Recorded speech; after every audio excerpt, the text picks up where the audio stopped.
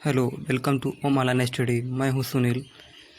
दोस्तों, मैं आज आपके सामने लेके आया हूँ क्लास 9th के एनसीईआरटी के बुक से मैथ का चैप्टर नंबर फर्स्ट, जिस चैप्टर का नाम है संख्या पद्धति। और इसमें संख्या पद्धति में हम लोग पहले से पढ़ते हुए आए हैं कि संख्या पद्धति का मतलब यह है कि किसी भी संख्याओं को किसी संख्या रेखा पे किस तरीके से शो अप करना है।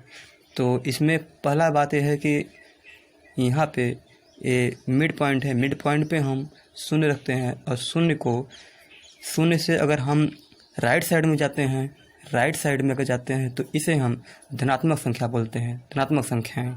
इससे अनंत तक हम पहुंच सकते हैं, इन्फिनिट तक। और अगर हम बाएं तरफ जाते हैं, राइट साइड में, लेफ्ट साइड में, राइट साइड के इस साइड से जीरो के इधर से, तो लेफ्ट साइड में अगर जाते हैं तो अगर ए अनंत तक जाते हैं तो ए होता है ऋणात्मक संख्याएं, जो होते हैं नेगेटिव नंबर्स। तो इन सब को नंबरों को हम या तो धनात्मक संख्याएं, ऋणात्मक संख्याएं हैं। तो इनमें से सबसे पहले हम ये भी जानना चाहेंगे कि प्राकृतिक संख्याएं क्या होती हैं। नंबर्स की बात हो रही है तो नंबर्स भी कई तरह के हो सकते हैं। जैसे प्राकृतिक संख्या, फर्स्ट नंबर क्या हो गया, प्राकृतिक संख्या है।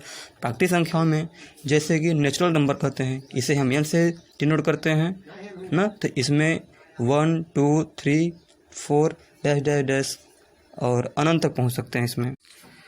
अब अगला पॉइंट है पूर्ण संख्या, जिसे हम बोलते हैं होल नंबर। इस होल नंबर में हम धनात्मक संख्याओं के साथ इसमें हम जीरो को भी ऐड कर लेते हैं। जो शून्य होता है इसको अगर हम ऐड कर लेते हैं उसी में, जैसे कि 0 1 2 3 4 अगर ऐसा हो जाता है तो इसे होल नंबर बोलते हैं या कि पूर्ण संख्याएं। अब अगले पॉइंट में हम बात करते हैं पूर्णांक। पूर्णांक संख्याएं होती हैं जैसे इंटीजर ऐसी होती हैं जिसमें कि हम 0 से लेकर के 1 2 3 4 5 इन सब को तो लेते ही हैं, और साथ में हम लेते हैं -1 2 3 4 माइनस वाली संख्या जो ऋणात्मक संख्याएं होती हैं उन सब को भी लेते हैं, जैसे -1 -2 -3 -4 -37। तो इन सब को भी लेते जाते हैं और ये अनंत तक भी जा सकती हैं और ये भी अनंत तक जा सकती हैं। तो इन सब का कम्बिनेशन जिसमें रहेगा तो ये हमारे पूर्णांक संख्याओं में आती हैं, जिसे हम जेड से डिनोट करते हैं। यह एक जर्मन शब्द है जिसे हम जेहलिन से लिए हैं, जेहलिन से। और जेहलिन का अर्थ है गिनना। जर्मन में जेहलिन का अर्थ होता है गिनना। एनसीईआरटी के बुक में क्लास 9th के इसके बारे में दिया गया, इसलिए हमने इसको नोट में दिया है। आप लोग इसको ध्यान से देखिएगा।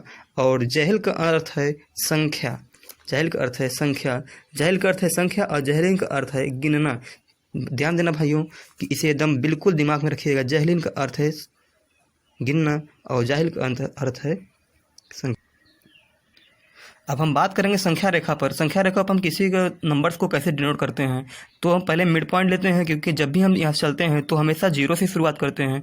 और ये 0 से शुरुआत करने के बाद हम लोग एक रेखा खींचेंगे, किसी भी पॉइंट को हम लोग 0 डिनोट कर लेंगे, मिड पॉइंट लेंगे। उसके बाद 1 स्टेप इधर राइट साइड में 1 स्टेप आगे बढ़ते जाएंगे, और फिर लेफ्ट साइड में भी 1 स्टेप इक्वल स्टेप में बढ़ते जाएंगे। तो राइट साइड में जैसे मैंने पहले ही बताया है, राइट साइड में बढ़ते ही तो हम लोग 1 पॉजिटिव इंटीजर लेते हैं, 1 2 3 4 डैश डैश करते पहुँचते जाते हैं इन्फिनिट तक। और लेफ्ट साइड में जब जाएंगे तो -1 -2 -3 और आगे जाते हैं -4 तक। तो इस तरीके से हम संख्या रेखा पे किसी भी नंबर्स को, किसी भी इंटीजर्स को डिनोट कर सकते हैं। तो ये बात होगी संख्या रेखा की। अगर मान लीजिए कोई भी नंबर्स अगर हमें डिनोट करना हो कि 2 से जाना है -2 तक, तो पहले हम 0 से स्टार्ट करेंगे। 2 से तो पहुँचेंगे पहले 2 पर, 0 से 2 पर पहुँचेंगे।